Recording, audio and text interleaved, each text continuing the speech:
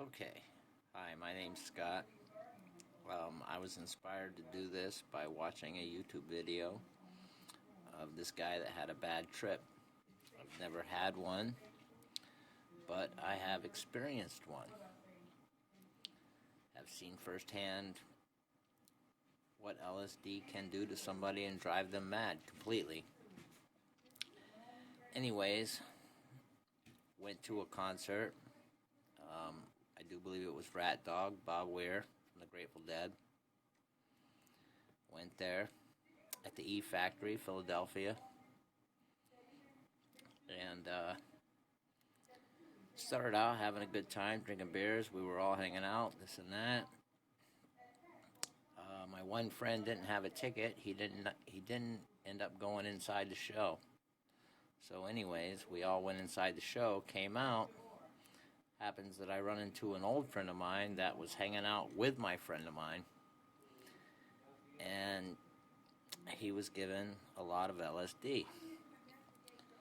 So anyways, we leave the concert and we head back to a friend of ours' house in Johnstown, and we get there and we're hanging out and we're doing this and that and whatnot. Other party favors, shall we say. And my friend starts to flip out. Starts to really wig out. Like putting his face right to a light bulb saying that everything good in the universe is inside of there.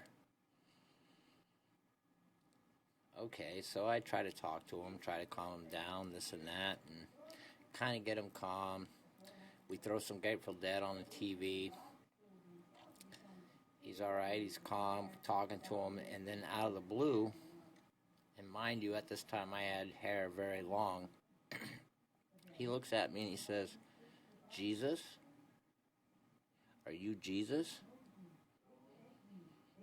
And I wasn't thinking. I was high myself and didn't really understand that he was flipping out, thinking that I really was Jesus. And I told him, "Look, buddy, if you think I'm Jesus, you have a lot more problems than you can imagine." Well, anyways, he flipped out and ran out of the house. Mind you, this house is around a cornfield, lots of acreage of nothing. So I run out the house after him, try to catch him. I catch him in a cornfield, and I start talking to him. I'm like, "Yo, man, what's wrong? Are you okay? Are you okay?" And he's like, "No, screw you, blah, blah, blah." I'm like, "Seriously, man, what's wrong?" And he's like, "Look, man," he's like, "we died last night. We got into a car accident and we died, and that house is purgatory." So I sit there and I talk to him for quite some time, about a half an hour, 45 minutes, convince him that we were not in a car accident.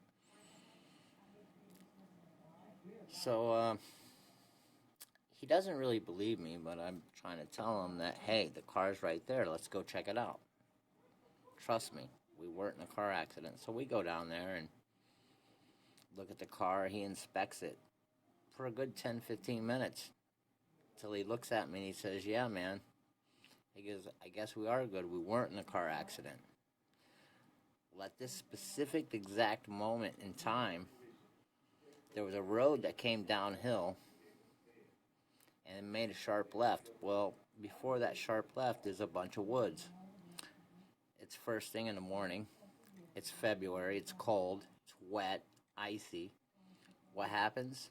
As soon as he admits that we weren't in a car accident, this car slides out of control, crashes into the trees. What does he do? Flip out of his mind. Looks at me and says, "Screw you, man. If we weren't in an accident, then what the hell was that?" Took off.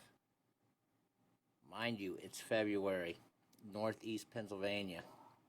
Cold as hell. He's in blue jeans, a t-shirt, no shoes, no socks, no jacket, no nothing. I'm bundled to the gear. I try to chase him. He flies through the trees, goes through some little river deal, can't catch him. Anyways, lose the kid for about 2.5 hours. Find him in Johnstown somewhere, take him back to the hometown where we were at, As soon as he realized we were in town, he opens the door, jumps out, and I don't see him for 3 days. But anyways, that's how it went down, and that was my friend's bad trip.